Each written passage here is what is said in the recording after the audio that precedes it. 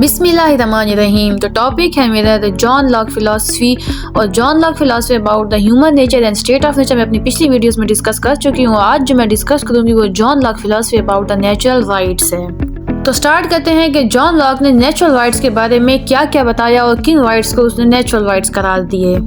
तो इसमें ये कहा जा रहा है कि जॉन लॉक ने नेचुरल राइट्स पर बहुत एम्फसाइज किया अपनी फ़िलासफ़ी में, और जो लाइफ, लिबर्टी और प्रॉपर्टी जो है इनको नेचुरल राइट्स करार दिया। और नेचुरल राइट्स का मतलब कि फंडामेंटल राइट्स जो कि एक इंसान के पास इनहेरेंटली होते हैं, वो पैदा होता है तो उसको इस चीज़ का हक होता है, लाइफ, लिबर्टी एंड प्रॉपर्टी।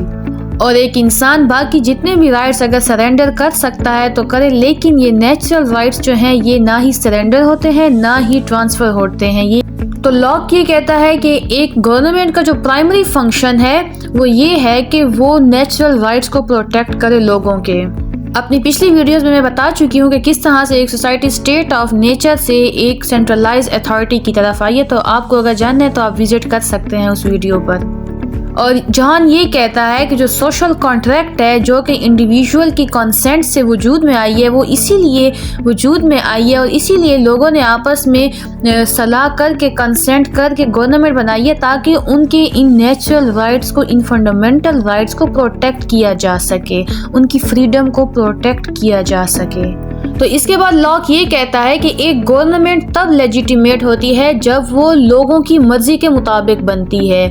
मतलब कि एक गवर्नमेंट, एक कॉन्ट्रैक्ट अगर लोगों की मर्जी के मुताबिक होता है तब वो लेजिटिमेट बनता है, तब है वो स्मूथली रन कर सकता है किसी सोसाइटी को। लेकिन जॉन लॉक ये कहता है कि अगर कोई गवर्नमेंट है वो प्रोटेक्ट नहीं कर सकती लोगों के नेचुरल राइट्स को, फंडामेंटल राइट्स को, तो लोगों के पास ये राइट है कि वो उस गवर्नमेंट को ओवरथ्रो करके दोबारा से कंसेंट करके दूसरी गवर्नमेंट लाएं। तो ये लोगों को राइट दिया गया है कि अगर गवर्नमेंट उनके राइट्स की प्रोटेक्शन नहीं करती तो उनके पास ये राइट है कि वो रिवोल्ट करें और उस गवर्नमेंट को ख़त्म करके दूसरी गवर्नमेंट लेकर आएँ। क्योंकि जॉन लॉक के मुताबिक एक लेजिटिमेट गवर्नमेंट ही एक सोसाइटी को रन कर सकती है सही तरीके से, और एक लेजिटिमेट गवर्नमेंट तब बनती है जब वो गवर्न की कंसेंट से बने, मतलब कि लोगों के कंसेंट से बने। तो नेचुरल राइट्स में सबसे पहले लिबर्टी को डिस्कस करते हैं। जॉन लॉक के मुताबिक जो लिबर्टी है वो ऐसी फ्रीडम है कि इंसान एक अपनी मर्जी के मुताबिक जो है एक्शन परफॉर्म कर सके बगैर किसी दूसरे को नुकसान पहुंचाए या बगैर लॉ ऑफ नेचर को वायलेट किए, मतलब कि ब्रीच ना करे लॉ ऑफ नेचर को। किसी गवर्नमेंट की रिस्ट्रिक्शन के अंदर ही जो उसको लिबर्टी दी जाती है तो उसी लिबर्टी, उसी फ्रीडम के मुताबिक जो है वो एक्ट करे। और ये कहा गया है कि लोग अपनी जो ज़िंदगी है, अपनी जो पोजेशंस हैं उनके खुद जिम्मेदार हैं, अपनी ज़िंदगी का फ़ैसला खुद करेंगे बग़ैर किसी दूसरे के कंट्रोल के। इनफैक्ट गवर्नमेंट भी जो लोगों की लाइफ्स हैं उसके पर्सनल मामलात में इंटरफेयर नहीं कर सकती। ये जॉन लॉक की फ़िलासफ़ी थी अबाउट लिबर्टी। अब आ जाती है John Locke philosophy about the equality के। इक्वालिटी के बारे में क्या कहता है? इक्वालिटी के बारे में लॉक्स ये कहता है कि जितने भी लोग हैं एक सोसाइटी में, स्टेट में, वो सब लोग जो है लॉ के नज़दीक बराबर हैं। जैसे कि फॉर एग्जांपल सबके पास जो है वो सेम राइट है फ्रीडम का, हर कोई अपनी मर्जी से जी सकता है, सबके पास इक्वल फ्रीडम होगी। किसी क्लास को भी या किसी इंडिविजुअल को भी ज़्यादा प्रिविलेज नहीं मिलेगी, बल्कि on the basis of meritocracy and ability अगर वो इंसान आगे आए तब उसको उसका हक दिया जा सकता है। और इस तरह जितने भी इंडिविजुअल हैं सबके पास सेम फ्रीडम है, सेम राइट है, इक्वालिटी है। तो John Locke about the property ये कहता है कि एक प्रॉपर्टी है, मतलब कि एक प्रॉपर्टी पर अभी तक किसी ने कोई लेबर नहीं किया, ऐसे ही कोई बंजर ज़मीन पड़ी है फॉर एग्जांपल, तो वो एक शेयर्ड ओनरशिप होगी, मतलब कि सब की होगी। लेकिन अगर कोई इंसान उस प्रॉपर्टी पर या उस ज़मीन पर अपनी मेहनत करता है, लेबर करता है, तो उसको उसकी मेहनत का सिला इस तरह से मिलेगा कि वो जो ज़मीन होगी या वो प्रॉपर्टी होगी वो उसी इंसान के नाम हो जाएगी जिसने वहाँ पर मेहनत की है। और ये John Locke philosophy about the property मैं अपनी नेक्स्ट वीडियो में डिटेल से डिस्कस करूंगी। यहाँ पर सिर्फ जनरल ओवरव्यू दिया है कि कोई इंसान अगर किसी ज़मीन पर, किसी प्रॉपर्टी में अपनी लेबर डालता है, अपनी मेहनत डालता है, तो वो उसकी हो जाती है प्रॉपर्टी, क्योंकि उसने उस पर मेहनत की होती है। तब वो शेयर्ड नहीं रहती बल्कि शेयर्ड ओनरशिप से इंडिविजुअल ओनरशिप में आ जाती है। शेयर्ड ओनरशिप का मतलब ये था कि जब तक किसी एक इंडिविजुअल ने उस प्रॉपर्टी पर अपनी मेहनत नहीं डाली, अपनी लेबर नहीं डाली, तो वो सबके लिए बराबर है। शेयर्ड ओनरशिप है, सब उससे फ़ायदा उठा सकते हैं। लेकिन अगर एक इंडिविजुअल उस प्रॉपर्टी में या उस ज़मीन में अपनी मेहनत डालता है तो वो शेयर्ड ओनरशिप से इंडिविजुअल ओनरशिप पर आ जाएगी। वो सिर्फ उसी इंडिविजुअल की होगी जिसने वहाँ पर लेबर परफॉर्म की है, जिसने वहाँ पर काम किया है, जिसने मेहनत की है, तो वो प्रॉपर्टी उसी की होगी।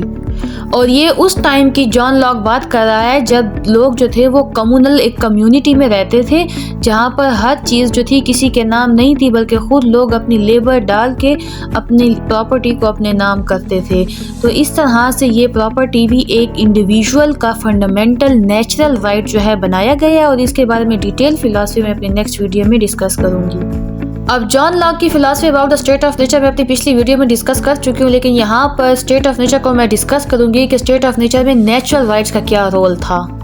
तो जॉन लॉक ये कहता है कि स्टेट ऑफ नेचर में इस तरह से सीन था कि वहाँ पर भी नेचुरल राइट्स थे जो कि रीज़न पर बेस करते थे, इस तरह से कि लोग अपने दिमाग को इस्तेमाल करके, अपने थिंकिंग को इस्तेमाल करके ये सोचते थे कि हम एक दूसरे के नेचुरल राइट्स को हार्म ना करें, वायलेट ना करें। मतलब कि स्टेट ऑफ नेचर में भी जो लोग थे एक दूसरे के नेचुरल राइट्स की एहतराम करते थे, मतलब कि प्रोटेक्ट करते थे, एक दूसरे को तकलीफ़ नहीं देते थे, जैसे कि लाइफ हो गई, हेल्थ हो गई, फ्रीडम हो गई, प्रॉपर्टी हो गई, एक दूसरे की हार्म नहीं करते थे। अच्छा, तो क्योंकि स्टेट ऑफ नेचर में रीजंस थे, ठीक है, लोग रीजन से काम लेते थे, लेकिन रीजन जो है वो हर किसी का मुख्तलिफ होता था। Reasons vary from person to person, individual to individual, इसीलिए हर कोई अपने रीजंस का इस्तेमाल कर डिफरेंट इंटरप्रिटेशंस करता था।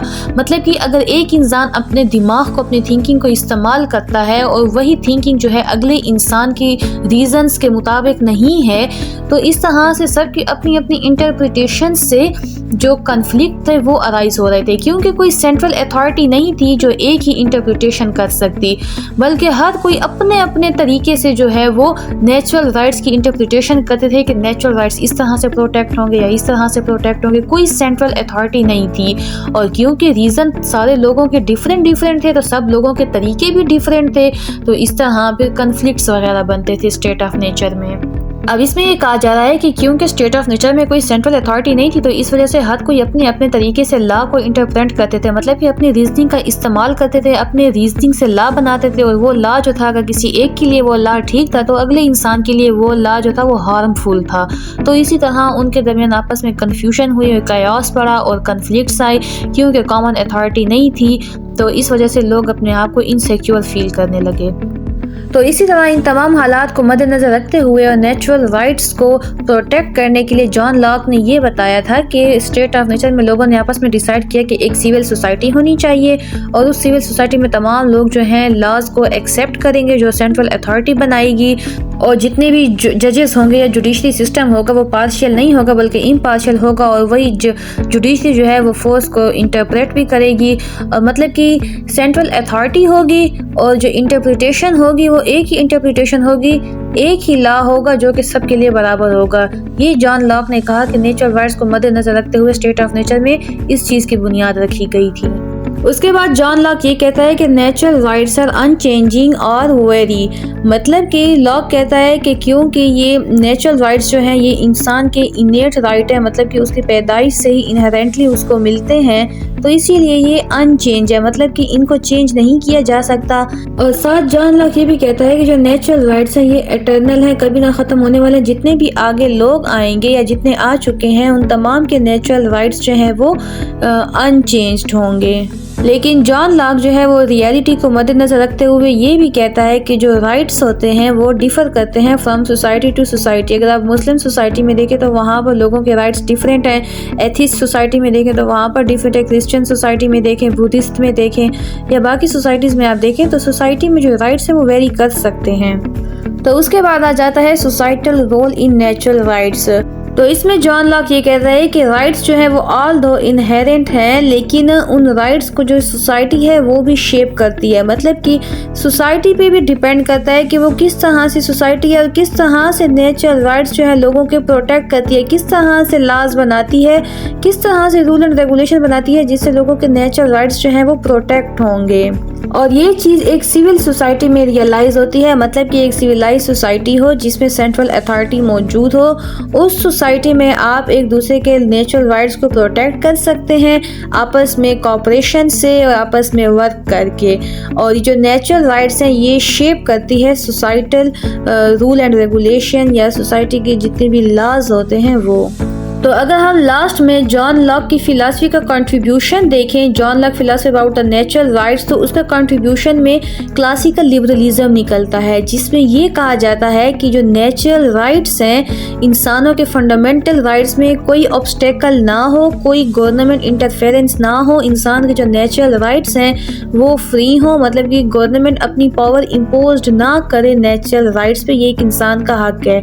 तो इसी तरह ये भी क्लासिकल लिबरलिज्म में है कि जो गवर्नमेंट है वो एक्ट करेगी एज अ सर्वेंट और as a protector of these rights, मतलब कि प्रोटेक्ट करेगी इन राइट्स को, ना कि अपनी पावर एक्सर्ट करेगी इन राइट्स पर।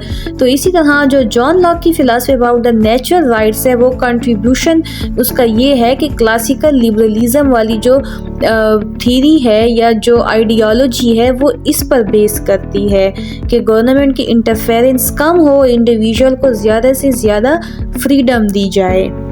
तो सिंपली ये था मेरा topic, the John Locke philosophy about the natural rights. इसके अलावा आप John Locke philosophy about the state of nature and human nature के बारे में भी आप पिछली वीडियोस पर विजिट करके जान सकते हैं। तो वीडियो को लाइक कर दीजिएगा, शेयर कर दीजिएगा एंड चैनल को सब्सक्राइब कर दीजिएगा। बहुत शुक्रिया, अल्लाह हाफिज़।